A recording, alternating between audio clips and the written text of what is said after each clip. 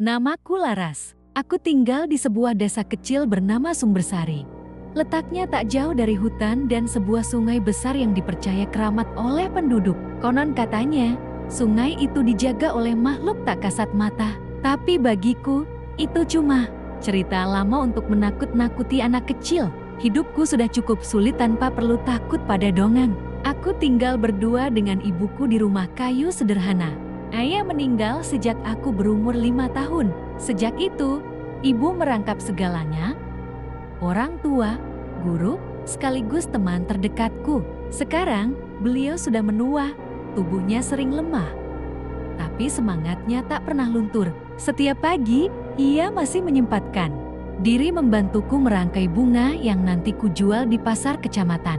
Aku menjual bunga, bukan karena ingin jadi penyair atau seniman, tapi karena bunga adalah satu-satunya hal yang tumbuh subur di halaman kami. Melati, mawar kampung, kenanga, dan kembang telang semuanya kami rawat sendiri. Setiap hari aku menyusun rangkaian kecil dan menjajakannya dengan sepeda tua peninggalan ayah. Hari itu seperti biasa. Matahari sore menguning, angin berhembus pelan, dan ibu sedang duduk di teras sambil menyulam kain kecil bergambar burung. Aku baru saja pulang dari pasar dengan hasil tak seberapa, tapi senyum ibu selalu cukup untuk membuat segalanya terasa. Cukup, besok kita coba bawa kembang telang lebih banyak, ya, kata ibu lembut. Iya, Bu, tadi banyak yang nanyain sih, jawabku sambil menurunkan keranjang dari sepeda. Senja mulai turun. Seperti biasa, aku menyalakan dupa kecil dan meletakkan satu kuntung melati di meja kecil di pojok rumah. Bukan karena tradisi, tapi karena ibu selalu bilang, bunga dan doa, dua hal yang membawa ketenangan. Aku selalu suka suasana sore, cahaya keemasan menembus jendela, aroma kenanga melayang-layang di udara. Tapi sore itu, entah mengapa terasa sedikit berbeda. Angin sepoi-sepoi yang biasanya menyejukkan justru membuatku menggigil. Daun-daun bergerak, pelan, seolah bisik-bisik yang tak ku mengerti. Aku menoleh ke arah sungai yang terlihat samar dari balik pepohonan. Airnya tenang, terlalu tenang. Malam tiba, ibu sudah tidur. Aku masih duduk di dekat jendela, menatap bulan yang menggantung tinggi, hening, damai. Tapi saat itu aku merasa seolah sedang diawasi. Lalu aku mendengar sesuatu, suara lembut, dalam, seperti bisikan di dasar air. Namaku, Laras. Aku terlonjak, tapi saat ku tengok sekeliling, tak ada siapa-siapa. Hanya angin malam dan suara jangkrik. Aku pikir itu hanya imajinasiku. Tapi malam itu, untuk pertama kalinya, aku bermimpi tentang dia. Aku berdiri di tepi sungai. Langit gelap, tidak berbintang. Kabut menggantung rendah di permukaan air, menutupi sebagian pandangan. Tapi aku tahu di mana aku berada. Ini, sungai di desaku. Hanya saja, semuanya terasa lebih sunyi dari biasanya. Terlalu sunyi. Dari seberang sungai, muncul siluet seorang pria. Ia melangkah pelan di atas permukaan air. Tanpa suara, tanpa cipratan. Seolah air menjadi tanah baginya. Jubah putih panjang yang ia kenakan mengepul seperti kabut, tak menyentuh tanah, dan matanya hijau, tidak seperti mata manusia. Hijau terang, seperti batu zamrud yang hidup. Laras, suaranya bergema, seakan berasal dari dalam pikiranku. Aku ingin lari, tapi tubuhku tak bisa bergerak. Kakiku seperti tertanam di tanah. Nafasku pendek, tapi anehnya, aku tidak merasa takut. Justru, seolah aku mengenalnya. Wajahnya tidak asing, meski aku tak pernah melihatnya sebelumnya. Ia terus mendekat. Jangan takut, aku sudah lama memperhatikanmu. Siapa kamu? Tanyaku dengan suara serak, tapi bibirku nyaris tak bergerak. Namaku bukan untuk disebut, tapi banyak yang menyebutku. Penunggu, penunggu, aku menjaga sungai ini sejak sebelum desa ini ada. Apa yang kau inginkan dariku? Ia tidak menjawab langsung, hanya memandangku dengan tatapan tenang yang membuat jantungku berdebar tak karuan. Lalu ia mengangkat tangan, dan di belakangnya di seberang sungai aku melihat sosok yang amat ku kenal.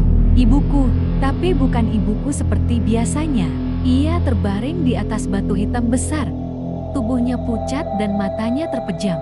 Di sekitar tubuhnya, mengambang bunga-bunga melati dan kenanga, seolah sedang dirawat oleh sungai itu sendiri. Ibunya akan sakit, sangat sakit, kata suara itu lirih. Dan hanya satu cara untuk menyelamatkannya. Hatiku mencelos. Apa maksudmu? Ibu baik-baik saja. Belum, tapi waktunya akan tiba. Dan ketika itu datang, tawaranku akan tetap terbuka. Tawaran? Apa? Ia menunduk sedikit, lalu menatapku lebih dalam. Menjadi milikku, menjadi permaisuriku.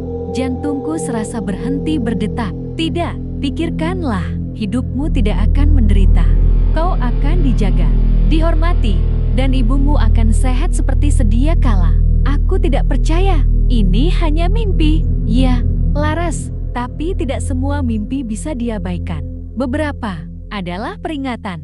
Seketika, kabut menjadi lebih tebal. Sungai bergolak pelan. Sosok ibuku menghilang dalam kabut putih yang padat seperti kapas. Aku berusaha berteriak, tapi suaraku tak keluar. Lalu, dalam kedipan mata, pria itu sudah berada tepat di depanku. Tangannya menyentuh pipiku, dingin, tapi ada kehangatan aneh di baliknya. Ia membisikkan kata terakhir sebelum semuanya menjadi gelap. Kau akan mengingatku, dan saat waktunya tiba, kau akan datang dengan sukarela. Aku terbangun dengan napas memburu. Keringat dingin membasahi leherku. Jendela kamarku terbuka sedikit padahal aku yakin sudah menutupnya. Dari jauh, samar-samar, aku mendengar suara gemercik sungai dan aroma melati memenuhi kamar. Aku bangkit dari tempat tidur dan menghampiri jendela. Angin pagi belum sempat berembus, tapi wangi melati itu begitu kuat seolah seseorang menaburkannya tepat di atas bantalku. Aku menoleh ke ranjang ibu. Ia masih tertidur pulas, napasnya tenang. Untuk sesaat, aku merasa lega. Mungkin mimpi itu hanya bunga tidur, pikirku. Tapi saat aku menarik selimut untuk merapikan tempat tidurku, sesuatu terjatuh. Seketika tubuhku membeku. Setangkai melati, segar, putih, masih berembun, dan ada benang merah melilit batangnya. Aku tidak pernah meletakkan bunga di tempat tidur. Aku bahkan tidak memetik melati sejak 2 hari lalu. Tanganku gemetar saat memungut bunga itu. Ada perasaan dingin yang menjalar ke dada seperti pertanda yang tidak bisa dijelaskan oleh logika. Aku membuang bunga itu keluar jendela. Tapi sepanjang hari, rasa gelisah tidak mau hilang. Saat menyiram tanaman, aku merasa seperti ada yang memperhatikan dari balik semak. Saat mencuci di belakang rumah, air dalam ember terasa lebih berat, lebih padat. Tapi semua kecurigaan itu menjadi nyata saat malam datang. Ibu mulai batuk-batuk, awalnya ringan, lalu makin keras, makin parah, hingga tubuhnya menggigil, wajahnya pucat, dan keringat dingin membasahi dahinya. Aku panik, mengganti kain kompres, menyedot teh jahe, bahkan mencoba obat warung. Tapi tidak ada yang berhasil. Nafasnya pendek, matanya berkabut, dan tubuhnya terasa panas. Bu, kita ke puskesmas, ya? Aku bonceng pakai sepeda. Tidak usah. Nah, jawabnya lirih. Ibu cuma kecapekan. Tapi aku tahu ini bukan sekadar kecapekan. Malam itu aku tidak tidur. Duduk di samping ibu, memegang tangannya, sambil berharap ia cepat pulih. Tapi sekitar pukul 2 dini hari, ia mulai mengigau. Matanya setengah terbuka, dan bibirnya bergetar seperti mengucapkan sesuatu yang tak terdengar. Aku mendekat, sangat dekat. Kupasang telinga di dekat mulutnya. Lalu ku dengar dengan jelas, jangan izinkan dia. Jangan ke sungai, Laras. Jangan ke sungai. Aku terpaku. Ibu masih tertidur, tapi suara itu bukan igauan biasa. Ada ketakutan dalam nada suaranya seperti seseorang yang tahu sesuatu, tapi tak bisa mencegahnya. Aku duduk kembali, memeluk lutut. Malam terasa begitu dingin. Dan saat aku mulai terlelap sambil bersandar di kursi, suara itu kembali terdengar. Tapi kali ini, bukan dari ibu. Waktunya hampir habis. Laras, suara itu datang dari bawah bantalku. Aku bangkit secepat kilat. Jantungku berdegup keras seperti genderang perang. Dengan tangan gemetar, aku Aku mengangkat bantal perlahan, tak ada apapun di sana. Hanya kain kusut dan sudut tikar yang sedikit terlipat. Tapi aku tahu, aku tidak sedang berhalusinasi. Suara itu nyata. Aku mendengarnya. Ia memanggil namaku. Ibu masih tertidur, tapi tubuhnya terus menggigil meski sudah kuselimuti 2 lapis kain. Keringatnya dingin, kulitnya pucat seperti kertas. Aku tahu ini bukan demam biasa. Aku kehabisan akal. Obat tidak mempan. Puskesmas terlalu jauh dan sepeda tua kami sudah lama rusak. Tidak ada tetangga yang bisa diandalkan malam-malam begini. Dan di tengah ketakutan itu, aku teringat kata-kata dalam mimpiku. Ketika waktunya tiba, kau akan datang dengan sukarela. Seketika hatiku terasa seperti diremas. Apakah ini waktunya? Aku tidak ingin mempercayainya. Aku bahkan benci membayangkan bahwa mimpi aneh itu bisa menjadi nyata. Tapi kondisi ibu semakin mengkhawatirkan. Ia mulai mengigau nama ayahku lalu nama kecilku lalu. Diam sama sekali. Pukul 02.47 dini hari. Udara sangat dingin. Aku menyelimuti ibu, lalu mengambil jaket tipis, dan keluar rumah. Langkahku terasa berat, tanah basah oleh embun, dan suara dedaunan menggesek pelan, seperti berbisik. Aneh, tidak ada suara jangkrik malam itu. Tidak ada kodok, tidak ada suara sama sekali. Hanya gemercik air sungai yang terdengar jelas, seolah aku sudah berdiri di sisinya, padahal masih jauh. Aku berjalan sendirian ke arah sungai. Kegelapan terasa lebih tebal dari biasanya, dan kabut tipis melayang di atas tanah. Saat aku sampai di tepi sungai, angin berhenti. Airnya mengalir sangat pelan, nyaris tak terdengar. Lalu, perlahan, ia muncul. Dari balik kabut, dari permukaan air yang tenang, sesosok pria berjalan ke arahku. Sama seperti dalam mimpiku, mata hijau itu bersinar samar, menembus gelap malam. Jubahnya putih, mengambang setinggi mata kaki, tapi tetap bersih meski berjalan di atas air. Ia berhenti tepat di hadapanku. Kau datang. Aku tidak tahu harus kemana lagi. Ibumu dalam keadaan diambang. Nyawanya tergantung pada pilihanmu. Laras, kau benar-benar makhluk dari sana. Aku penjaga, penunggu, pemelihara keseimbangan. Apa yang kau inginkan dariku? Ia menundukkan kepala sebentar, lalu menatap mataku dalam-dalam. Menjadi milikku, di dunia ini, atau di antaranya.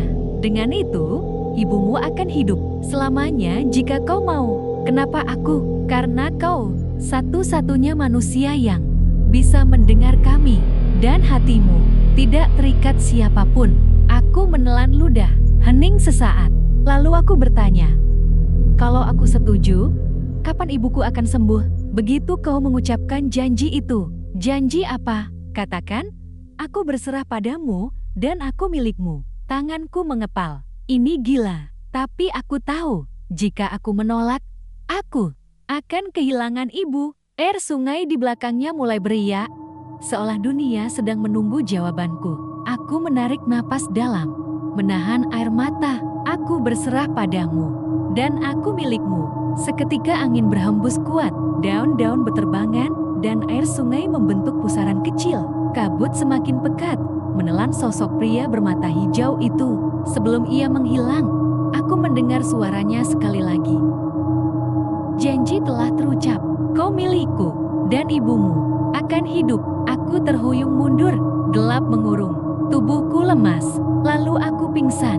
Aku terbangun saat cahaya pagi menyusup masuk dari sela jendela. Matahari sudah tinggi, udara terasa hangat, dan aroma bubur beras wangi menyebar dari dapur. Aku terduduk di atas ranjang. Selimut masih melingkupi tubuhku, tapi bajuku basah, seperti habis diguyur air. Rambutku kusut, kulitku dingin. Aku mencoba mengingat kembali apa yang terjadi malam tadi sungai. Pria itu, sumpah yang kuucapkan dan rasanya semua seperti mimpi yang terlalu nyata. Lalu aku mendengar suara yang membuatku tercekat. Nak, bangun, ibu buatkan bubur. Suara ibu, segera aku berlari ke dapur, dan di sanalah ibu berdiri, sehat, tersenyum, seperti tak pernah jatuh sakit sebelumnya. Matanya cerah, pipinya bersemu merah muda. Ia menyendok bubur ke dalam mangkuk tanah liat, seolah-olah tidak ada apa. apapun yang terjadi. Bu, iya, sayang. Kenapa? Aku tak mampu menjawab. Aku hanya berdiri di ambang pintu, memandangi ibu seperti sedang melihat keajaiban. Karena memang itulah yang kulihat. Ia kembali pulih total tanpa satu gejala pun tersisa. Semalam, ibu sempat hanya masuk angin sedikit. Tadi pagi juga sudah enakan. Aku duduk, tanganku gemetar. Kesepakatan itu nyata. Aku tidak sedang bermimpi. Tapi ibu tidak ingat apapun. Hari itu berjalan seperti biasa, atau setidaknya terlihat biasa. Tapi aku mulai menyadari sesuatu yang berbeda pada diriku. Halus, tapi mengganggu seperti bayangan yang mengintai di belakang cahaya. Pertama, aku tidak merasa lelah, padahal aku tak tidur semalaman. Mataku terang seperti habis minum kopi pekat. Jantungku tenang, malah terlalu tenang. Kedua, bunga-bunga di halaman bergerak ke arahku saat aku berjalan melewatinya. Daun kenanga seperti melambai, dan kelopak melati membuka pelan saat aku lewat. Aku mencoba menyangkal semuanya. Tapi keanehan ketiga membuatku tak bisa lagi berpura-pura. Bayanganku tidak mengikuti arah cahaya. Sore hari, saat aku berjalan ke pasar, sinar matahari menyorot dari belakangku. Tapi saat aku menoleh ke tanah, bayanganku membelok ke kiri. Berjalan sendiri, aku berhenti. Bayanganku berhenti. Aku melangkah mundur. Bayanganku tidak bergerak. Lalu, ia menoleh padaku. Aku menjerit kecil, lalu lari secepat mungkin kembali ke rumah. Napasku memburu. Aku mengunci pintu, memeluk tubuhku sendiri, mencoba menenangkan diri. Apa yang sudah kulakukan? Dan malam harinya, tepat pukul 2, aku mendengar suara itu lagi. Kau telah menjadi bagian dari kami, Laras. Aku menoleh ke jendela. Kabut melayang di luar, dan di permukaannya, mata hijau itu mengintip dari balik pepohonan. Aku menutup tirai jendela dengan tangan gemetar, tapi meski mataku terpejam, aku masih bisa merasakannya. Tatapan itu menembus dinding, menembus kulit, seolah ia telah menjadi bagian dari tubuhku. Aku memeluk lututku di pojok kamar, mencoba menenangkan diri, tapi malam itu terasa panjang sekali, dan waktu terasa seolah terjebak dalam pusaran. Ketika akhirnya pagi datang, semuanya terasa lebih sunyi. Ibu sedang menjemur pakaian saat aku keluar rumah, dan aku mencoba bersikap biasa.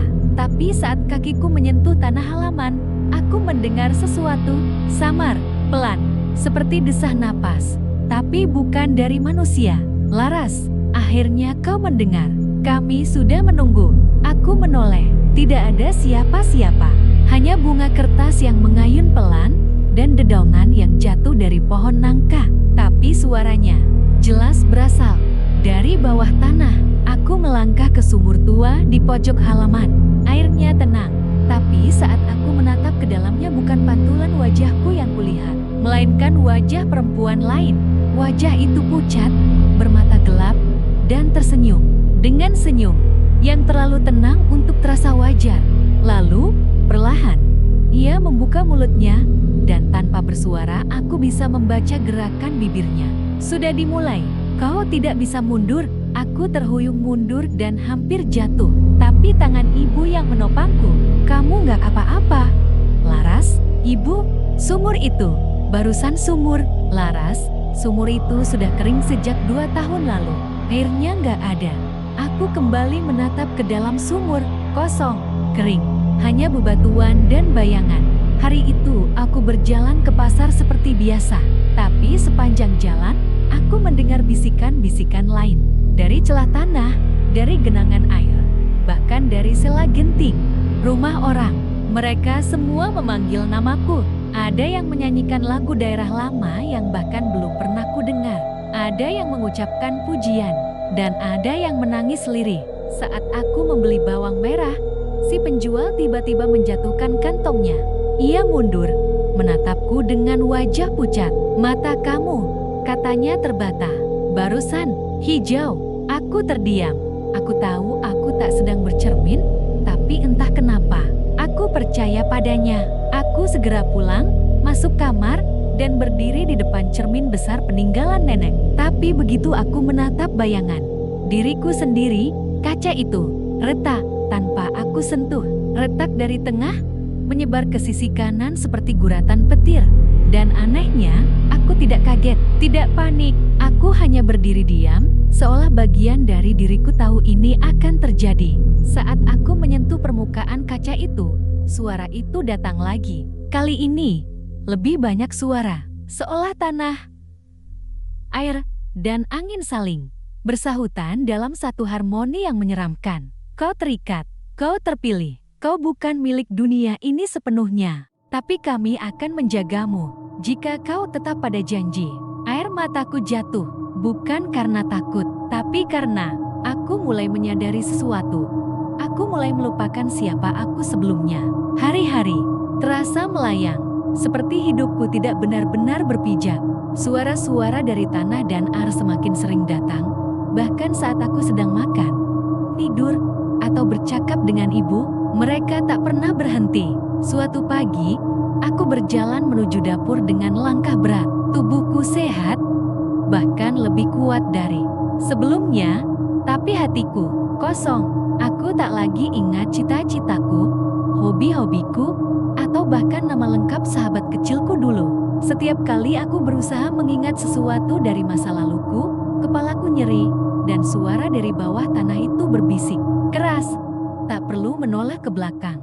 Kau bukan lagi milik masa lalu. Hari itu, untuk pertama kalinya dalam hidupku, aku takut melihat ke cermin. Tapi rasa penasaran itu terlalu kuat. Jadi aku menutup pintu kamar, menarik napas panjang, dan berdiri di depan cermin besar di sudut ruangan. Aku mendekat, perlahan, menatap, dan tidak ada bayangan. Bukan bayangan yang kabur, bukan bayangan yang retak, benar-benar tidak ada. Aku menyentuh permukaan kaca, dingin, nyata, tapi tak ada pantulan. Di balik kaca, hanya tampak ruangan kosong, tanpa aku di dalamnya. Aku terhuyung, jantungku berdentam begitu keras hingga terasa di telinga. Apa yang terjadi padaku? Langkahku mundur pelan, tapi sebelum aku keluar dari kamar, cermin itu mulai berembun dari dalam, seperti ada yang bernafas dari sisi seberangnya. Lalu, tulisan muncul perlahan dari uap yang membentuk huruf-huruf. Kabur. Sudah waktunya kau tahu siapa dirimu sebenarnya. Aku lari ke rak tua di ruang tamu, mencari kotak peninggalan almarhum nenek. Di dalamnya, tumpukan buku usang, surat, dan potret-potret lama berdebu. Aku mencari satu persatu, berharap menemukan sesuatu yang bisa menjelaskan semua ini. Dan aku menemukannya, sebuah buku catatan bersampul kulit. Di halaman pertama tertulis, catatan Ibu Marni, tentang mereka yang diambil sungai. Tanganku bergetar saat membalik halaman-halaman berikutnya. Tulisannya rapi, tapi penuh dengan simbol dan kata-kata yang asing. Di antara catatan itu, ada satu nama yang membuatku terhenti, Larasati. Nama tengahku, tapi tahun yang tertulis di sampingnya adalah ke 1954. Tidak mungkin, bisikku. Itu lebih dari 60 tahun lalu. Aku membaca lebih lanjut. Di sana tertulis bahwa Larasati adalah anak perempuan yang pernah menghilang di malam bulan mati setelah ibunya sembuh dari sakit keras secara tiba-tiba. Ia sempat kembali tapi berubah. Dan tak lama kemudian, ia lenyap tanpa jejak. Air mataku jatuh. Buku itu mengguncang seluruh keyakinanku. Apakah aku, diriku sendiri, atau aku hanya bagian dari perulangan lama yang terpilih untuk menggenapi sesuatu yang sudah dimulai puluhan tahun lalu? Aku menutup buku itu perlahan. Lalu, dari jendela yang terbuka sedikit, aku melihat sesuatu, bayanganku, di luar rumah, berdiri di tengah halaman. Tanpa ragu, aku berlari keluar, dan di sana bayanganku berdiri membelakangiku, tak bergerak. Tapi saat aku mendekat, ia perlahan menoleh dan tersenyum padaku dengan wajah yang bukan wajahku. Kau terlambat, Laras. Kita seharusnya menjadi satu. Aku terpaku. Bayanganku atau entah apa makhluk itu berdiri hanya beberapa langkah dariku. Wajahnya menyerupai aku, tapi matanya terlalu dalam, terlalu kosong. Seperti lubang hitam yang siap menelan apa saja. Aku ingin lari, tapi kakiku membeku. Kalau kau tetap menolak, keseimbangan akan rusak, katanya. Dan ibu akan sakit lagi. Tapi kali ini, selamanya, seketika, tubuhku lemas. Apa maksudmu? Bisikku. Makhluk itu melangkah maju. Setiap jejak kakinya meninggalkan bayangan basah di tanah kering. Seolah keberadaannya mengubah dunia di sekitarnya. Kau tak bisa kembali menjadi manusia sepenuhnya, Laras. Tapi kau masih bisa memilih menjadi jembatan atau menjadi penunggu seutuhnya. Aku menelan ludah. Angin sore terasa seperti bisikan. Jutaan roh yang melingkupi telinga dan batinku. Aku berpaling sejenak, menatap rumah kecil kami. Jendela kamar ibu terbuka. Tirai melambai pelan. Dan entah kenapa, hatiku bergetar. Kalau aku jatuh jembatan, apa yang terjadi padaku? Kau tetap hidup di dunia ini, tapi bukan milik dunia ini. Suaramu akan didengar bunga, air, dan angin. Tapi manusia hanya akan mengingatmu saat hujan turun. Aku memejamkan mata. Ini bukan hidup yang kuinginkan. Aku hanya ingin ibu sehat dan hidup sederhana kami kembali seperti dulu. Tapi semua berubah sejak malam itu malam ketika aku mengucap sumpah di hadapan pria misterius di tepi sungai. Dan jika aku menolak semuanya, tanyaku lirih.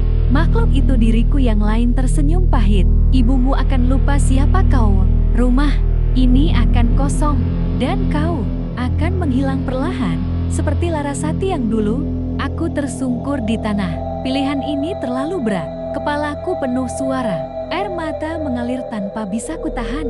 Angin berputar cepat di sekelilingku. Dan daun-daun berjatuhan seperti badai kecil yang hanya terjadi di tempatku berdiri. Tapi, aku masih ingin menjadi manusia. Kalau begitu, bersiaplah untuk membayar harga yang setimpal. Tiba-tiba, tanah di bawahku retak perlahan. Cahaya kehijauan muncul dari celahnya. Dan dari dalam tanah, muncul tangan-tangan halus seperti akar pohon, menyentuh pergelangan kakiku lembut bukan untuk menyakitiku, tapi seperti memohon, putuskan sekarang, Laras, kau tak punya waktu lagi. Aku menatap bayanganku. Ia kini perlahan memudar, menyatu dengan udara. Tapi sebelum benar-benar hilang, ia menatapku dalam-dalam dan berkata, jika kau memilih jati manusia, kau harus meninggalkan satu hal. Seluruh ingatan tentang kami, tentang sungai, tentang sumpah, tentang keajaiban. Kau akan lupa dan hidup biasa, tapi kau akan aman. Aku menggigit bibir. Duniaku runtuh. Tapi dari dalam hatiku yang paling dalam, aku tahu. Aku harus memilih.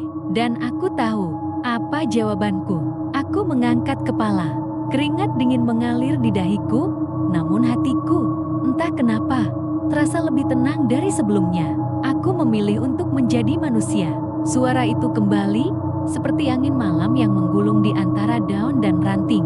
Bayanganku atau makhluk yang menyerupai aku terlihat semakin memudar, menghilang ke dalam bayangan malam yang gelap. Namun, saat ia hendak menghilang sepenuhnya, ia berbisik lagi. Ingat, Laras, setiap pilihan ada harganya. Kau akan lupa semuanya, bahkan ibumu. Semua kenangan ini akan menghilang. Kau tak akan ingat siapa dirimu yang sebenarnya. Namun aku tetap bertekad. Aku ingin kembali kepada ibu, kepada kehidupan yang sederhana. Aku ingin menikmati hari-hari penuh tawa, meskipun dunia ini terasa semakin asing. Dan begitu suara itu hilang, aku merasakan perubahan yang perlahan tapi pasti. Seperti ada kekuatan yang bergerak dalam diriku, sesuatu yang mulai merasuki setiap urat nadi, dan mulai menghapus jejak-jejak kenangan. Aku melihat semuanya kabur. Aku memegang kepalaku, yang mulai pusing. Satu persatu, gambar-gambar masa laluku, wajah-wajah yang pernah kucintai, mulai menguap seperti kabut, seperti memori yang disapu angin. Ibu, suara tawa masa kecil, semuanya mulai menghilang. Ketika aku membuka mataku kembali, aku tahu bahwa sesuatu telah berubah. Aku tidak merasa sama. Aku berjalan menuju rumah, namun aku merasa asing dengan segala yang kulihat. Setiap sudut, setiap langkah semuanya tampak seperti aku baru pertama kali mengunjunginya. Bahkan aroma masakan yang menguar dari dapur terasa asing, meskipun aku tahu itu adalah hidangan yang selalu dimasak oleh ibu. Laras, ibu, aku bertanya, suaraku sedikit tercekat. Ibu keluar dari dapur dengan senyum penuh kehangatan. Tapi ada sesuatu yang berbeda. Senyum itu terasa terlalu sempurna. Seperti senyum yang terlalu dipaksakan. Kamu sudah selesai di luar. Nah, ayo, makan. Ibu, kenapa? Kenapa aku merasa seperti ini bukan rumahku? Tanyaku, meski aku tahu itu bodoh. Ini rumahku, rumah yang selalu kucintai. Tapi mengapa rasanya begitu asing? Ibu hanya tersenyum lagi. Meskipun ada kecemasan yang kurasakan di dalam hatinya, sesuatu yang tak bisa kujelaskan. Aku duduk di meja makan. Ibu menyajikan sepiring nasi dan sayur kesukaanku. Aku mulai makan, tapi setiap suapan terasa hambar dan semakin terasa kosong. Di luar jendela, langit mendung, tidak ada hujan, tetapi udara terasa berat. Aku melihat sekilas ke arah tanah, dan untuk sesaat, aku mendengar bisikan halus, kembali. Jangan lupakan kami, Laras. Kami tak akan membiarkanmu pergi begitu saja. Aku menelan ludah, mencoba mengabaikan suara itu. Tapi sesuatu dalam diriku merasa tak tenang. Ada sesuatu yang hilang dalam diriku, dan aku tahu, meski ibu ada di hadapanku, aku tak lagi sepenuhnya bersamanya. Tiba-tiba, sebuah bayangan melintas di luar rumah, dekat pohon kenanga yang biasa ibu tanam. Aku melihat sosok tinggi, berwarna gelap, seolah bergerak perlahan menatapku. Matanya seperti api yang membara. Laras, bisik suara itu. Aku memejamkan mata, berusaha menenangkan diri. Tapi begitu aku membuka mata, bayangan itu sudah ada di ambang pintu, berdiri tepat di belakang ibu. Ibu, aku menggigil, mencoba memanggilnya. Ibu tidak menoleh, tetapi matanya kosong, seperti tak melihat atau mendengar apapun. Aku berdiri dan berjalan mundur, dan ketika aku melangkah, bayangan itu semakin mendekat. Laras, kau tahu, kami selalu ada dalam dirimu. Apapun yang kau pilih, kami akan tetap mengikutimu. Aku berlari keluar rumah, menuju halaman, dan saat aku melihat bayangan itu sekali lagi ia menghilang ke dalam tanah. Namun kali ini, aku tahu, aku sudah tidak bisa lari. Semua yang terjadi ini adalah akibat dari pilihanku. Pilihan untuk kembali menjadi manusia, tapi itu berarti harus kehilangan sesuatu yang sangat penting, yaitu ingatanku tentang siapa aku sebenarnya. Malam itu terasa lebih sunyi dari biasanya. Setiap suara, setiap bisikan angin, bahkan langkah kakiku di tanah halaman terasa lebih berat. Seperti dunia ini menolak aku untuk kembali sepenuhnya. Aku duduk di beranda rumah, menatap langit yang gelap, hanya dihiasi oleh bintang yang tampak samar. Namun di dalam hatiku, ada rasa kosong yang semakin menggerogoti. Ibu duduk di sampingku. Wajahnya penuh senyum, tapi senyuman itu, yang semula hangat, kini terasa kaku. Seperti sesuatu yang tak benar-benar hidup. Laras, kamu baik-baik saja? Ibu bertanya dengan suara lembut, namun matanya memancarkan kecemasan yang tak bisa aku jelaskan. Aku mengangguk lemah, meski hatiku bertanya-tanya, apakah ibu juga menyadari adanya perubahan dalam diri aku? Apakah dia tahu bahwa aku bukan lagi diriku yang dulu? Tiba-tiba, tanpa disangka, angin bertiup kencang, menyapu halaman rumah dan menyebabkan suara berisik dari ranting pohon kenanga. Langit yang tadinya tenang kini mulai bergulung dengan awan gelap. Aku merasa seperti ada sesuatu yang mendekat, sesuatu yang mengintai. Ibu, apa itu? Aku bertanya, berusaha menahan rasa takut yang mulai merayapi tubuhku. Ibu menoleh ke langit, lalu kembali menatapku. Senyum di wajahnya tak berubah, tetapi aku bisa melihat kilatan ketakutan yang samar di matanya. Ia mencoba menenangkan aku. Tidak ada, nak, itu hanya angin.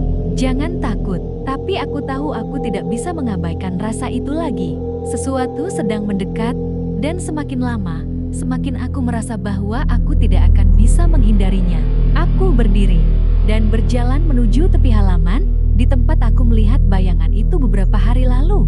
Di sana, tanah tampak retak, seperti dipengaruhi oleh sesuatu yang kuat. Aku bisa merasakan getaran dari dalam tanah, suatu kekuatan yang familiar. Laras, kamu tidak bisa menghindari kami. Suara itu kembali, kali ini lebih jelas, lebih nyata. Aku menoleh, dan untuk sesaat, Aku melihat bayangan yang sama muncul di balik pepohonan. Makhluk itu, diriku yang lain.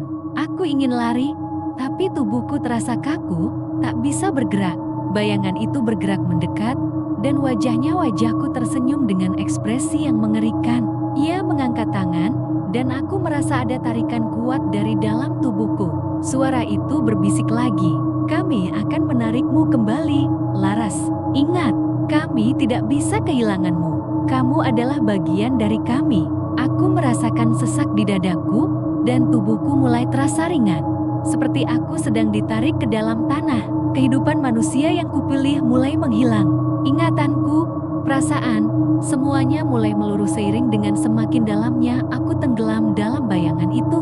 Tidak, aku berteriak, mencoba berontak. Tapi suaraku terasa asing.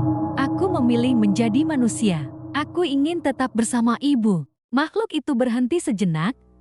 Matanya yang gelap menatapku dengan tatapan yang penuh kekuatan. Kemudian, ia berkata dengan suara yang menggetarkan jiwa, "Laras, kau sudah memilih. Tapi ingat, setiap pilihan ada harganya. Jika kau ingin tetap menjadi manusia, maka kamu harus mengorbankan kami." Tangan makhluk itu mulai merayap ke arahku, mengeluarkan cahaya kehijauan dari ujung jari-jarinya. Aku bisa merasakan tubuhku kembali bergetar. Aku tahu, ini adalah saat yang menentukan, saat di mana aku harus memilih. Aku akan berjuang, teriakku, meskipun aku tahu itu adalah pertarungan yang tak mudah. Ini adalah pilihan terakhir, dan aku harus bertarung melawan bayanganku sendiri untuk tetap menjadi manusia. Ketika aku meraih tanah di bawahku, aku merasakan sesuatu yang lain.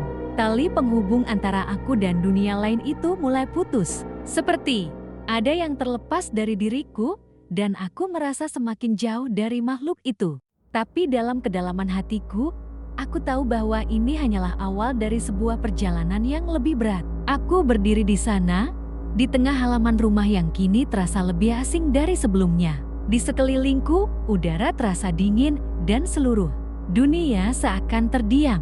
Hanya suara angin yang menggerakkan daun-daun di pohon kenanga dan bisikan halus yang mulai terdengar semakin dekat, semakin nyata. "Laras, kau tak akan bisa lari." Suara itu lagi, kali ini lebih dalam, lebih menggetarkan. "Kami ada dalam dirimu. Selalu ada." Aku menoleh, dan untuk sesaat, aku melihat bayangan itu, bayangan diriku yang lain. Sosoknya tinggi, wajahnya tak tampak jelas, tapi aku bisa merasakan tatapan itu, tatapan yang penuh amarah dan kecewa.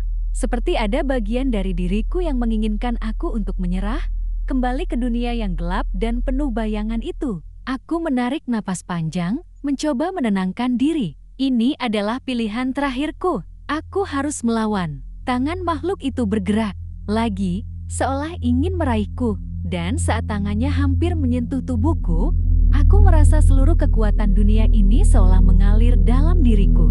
Ada sesuatu yang bangkit, sesuatu yang tak pernah aku sadari ada dalam diriku.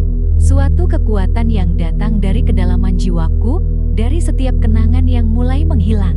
Aku berteriak keras, memfokuskan energi yang tersisa dalam diriku untuk memutuskan ikatan itu. Begitu aku melakukannya, terasa seperti dunia ini terbelah. Bayangan itu menjerit, namun tak bisa menghentikan apa yang sedang terjadi. Aku mulai terlepas dari dunia itu, dari dunia mereka. Namun, sebelum semuanya benar-benar selesai, ada suara lembut, seperti dari kejauhan, "Ibu akan terluka. Laras, kau tak bisa meninggalkannya. Ibu membutuhkanmu." Aku tertegun. Suara itu datang dari dalam diriku, dari ingatan yang mulai terlupakan. "Ibu," aku hampir tidak bisa mengingat wajahnya dengan jelas, tetapi aku bisa merasakan kasih sayangnya yang begitu kuat. Ibu adalah alasan aku bertahan. Tapi di sisi lain, bayangan itu terus mendekat, lebih dekat dari sebelumnya, dengan tatapan yang tajam dan menakutkan. Ia membuka mulutnya, dan suara yang keluar dari bibirnya bukan suara manusia. "Laras, pilih. Apakah kau akan kembali ke dunia manusia dan kehilangan kami selamanya? Atau kau akan menjadi salah satu dari kami dan selamanya berada dalam bayangan ini? Pilihlah, Laras." Aku merasa seolah-olah dunia ini runtuh di sekelilingku. Di satu sisi, aku ingin kembali ke ibu, Tetapi di sisi lain, ada bagian dari diriku yang merasa terikat pada dunia ini. Dunia yang penuh dengan misteri dan bayangan yang tidak bisa aku jelaskan. Dunia yang sudah mulai menguasai pikiranku. Air mataku menetes, dan aku hampir tak bisa lagi membedakan antara yang nyata dan yang tidak. Aku bisa merasakan tangan bayangan itu menyentuh kulitku, dan ada rasa dingin yang mengalir ke dalam tubuhku, membekukan setiap kenangan. Tiba-tiba, aku mendengar suara lain, suara yang sangat familiar, suara ibu. "Laras, nak, kamu harus memilih dengan hati yang bersih. Jangan biarkan dirimu terjerat oleh bayangan itu." Aku membuka mataku, dan untuk sesaat, aku melihat wajah ibu di balik kabut tebal. Ia tampak nyata, sangat nyata, seperti sesuatu yang kembali hidup dalam diriku. Aku tidak tahu apakah itu nyata atau hanya sebuah ilusi, tetapi satu hal yang pasti, aku tidak akan pernah membiarkan bayangan itu merenggut ibu dariku. Dengan segenap kekuatan yang aku miliki, aku menatap bayangan itu dan berteriak, "Aku memilih ibu, aku memilih untuk menjadi manusia, dan aku akan melupakan segala yang ada di dunia ini untuknya." Tiba-tiba, makhluk itu menjerit keras, seolah-olah terluka oleh kata-kataku. Ia mulai menghilang, perlahan-lahan, seperti asap yang tersapu angin. Aku bisa merasakan tubuhku semakin ringan, dan aku tahu, ini adalah saat terakhir aku terikat dengan dunia itu. Namun, saat bayangan itu benar-benar menghilang, ada satu hal yang tertinggal dalam diriku, sebuah kenangan. Kenangan tentang ibu. Aku bisa melihat wajahnya yang penuh kasih sayang. Meskipun ingatanku semakin kabur, ibu adalah harapan terakhirku. Aku terjatuh ke tanah. Tubuhku lemas. Tetapi aku tahu aku telah memilih. Aku membuka mataku perlahan, dan di sekitar aku hanya ada kesunyian. Tidak ada bayangan, tidak ada suara misterius yang membisikkan hal-hal yang tak bisa kupahami. Hanya ada aku, dan dunia yang kini terasa begitu nyata, begitu sederhana. Namun meskipun dunia ini tampak lebih terang, ada rasa yang berat di dadaku. Sesuatu yang hilang. Aku mengingat kata-kata bayangan itu. "Kau akan melupakan kami, Laras." Aku sudah melupakan banyak hal, tetapi kenangan tentang ibu, tentang kehidupan yang dulu pernah aku jalani, terasa semakin kabur, seolah dibawa angin. Aku berusaha berdiri, meskipun tubuhku lelah. Ketika aku melihat sekeliling, semuanya tampak begitu biasa. Rumah yang dahulu aku kenal begitu baik, jalan-jalan yang aku lewati setiap hari, bahkan langit yang kini berwarna cerah, semuanya tampak lebih hidup dari sebelumnya. Namun ada satu hal yang kurasakan, perasaan kosong yang menggerogoti. Aku berjalan perlahan menuju rumah, setiap langkahku terasa seperti perjalanan yang jauh. Begitu banyak waktu yang telah hilang, dan meskipun aku memilih untuk kembali menjadi manusia, ada harga yang harus dibayar. Aku bisa merasakannya dalam setiap napasku. Aku tak akan pernah bisa kembali sepenuhnya. Saat aku membuka pintu rumah, ibu sedang berdiri di sana, di dapur, dengan senyum hangat seperti biasa. Tapi matanya penuh keheningan. "Laras, kamu pulang. Aku sudah menunggumu," katanya. Suaranya lembut, namun ada ketegangan yang tak bisa aku abaikan. Aku mengangguk, berusaha tersenyum, tetapi hati ini begitu berat. Aku merasa jauh dari ibu, meskipun dia ada di hadapanku. Kenapa semuanya terasa begitu asing? Aku mendekat, memeluk ibu dengan lembut. Aku tahu ini adalah saat yang paling penting, saat yang menentukan apakah aku bisa benar-benar kembali kepada kehidupan yang kuinginkan. Aku ingin mengingat semua kenangan indah, tetapi kenyataannya aku sudah kehilangan banyak hal. "Ibu, aku hampir tak bisa melanjutkan kalimat itu. Apa yang harus kukatakan? Aku sudah melupakan banyak hal, bahkan wajah-wajah yang dulu sangat aku cintai. Tetapi ada satu yang tak akan bisa hilang. Ibu adalah segala-galanya." Tiba-tiba, ibu merasakan keheningan itu. Ia melepaskan pelukanku dan menatapku dengan tatapan penuh kasih, meskipun ada sesuatu yang berbeda di matanya. "Laras, nak, terkadang hidup ini memang harus memilih jalan yang sulit, tapi kamu harus tahu, apapun yang terjadi, aku akan selalu ada untukmu." Air mataku mengalir tanpa bisa kutahan. Ini adalah harga yang harus kubayar untuk kembali menjadi manusia. Mungkin aku akan lupa banyak hal, banyak kenangan yang tak bisa kupegang lagi, tetapi ada satu hal yang pasti aku tidak akan pernah melupakan cintanya ibu. Namun, saat aku berusaha mengatur napasku, tiba-tiba suara yang aku kenal suara itu, kembali, bisikan yang menenangkan, namun juga penuh peringatan. Kau telah memilih, Laras, tapi dunia ini tidak akan pernah sama. Ingatlah, kami selalu ada dalam dirimu. Aku menoleh, dan di luar jendela, ada sebuah bayangan yang samar-samar tampak bergerak. Bayangan itu bukanlah bagian dari dunia yang kuinginkan. Aku menutup mataku, berusaha mengabaikannya, dan memilih untuk fokus pada kehangatan pelukan ibu. Aku memilih untuk hidup, meskipun aku tahu tak ada yang bisa benar-benar kembali seperti semula. Namun, di dalam diriku, aku merasakan satu hal yang pasti meskipun dunia ini penuh dengan misteri dan bayangan yang tak bisa kujelaskan.